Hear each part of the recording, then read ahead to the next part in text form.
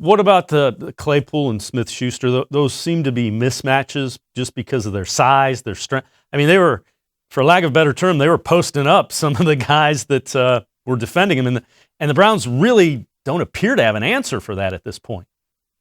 Yeah, I mean, this is why you need Denzel Ward to come back, and hopefully he'll get cleared to play for that Sunday night, because the one thing that's really always impressed me, well, a lot of things have impressed me about Denzel Ward, but one of the things has been his ability against bigger receivers. I never really look at Denzel Ward and say he's too small to cover that guy. He always seems to make up for any size difference with his athleticism, his ability to rip the football out. So listen, if they're going to throw the ball up to Chase Claypool, I want number 21 out there guarding him. I don't want to have to worry about Robert Jackson being put in that role. It's unfair to expect Robert Jackson to excel in that role. This is a practice squad player. I don't want Terrence Mitchell.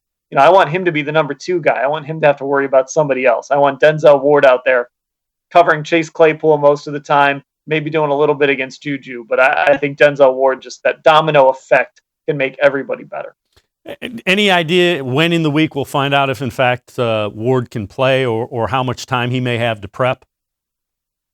I think we're going to find out as close to game time as possible. I am assuming, and based on what Kevin Stefanski sounded like today, he doesn't want to give the Steelers a whole lot of information, and he doesn't want to let them know if Denzel Ward's going to be out there until he absolutely has to. Now, Ward is not going to be able to come to the facility for practice.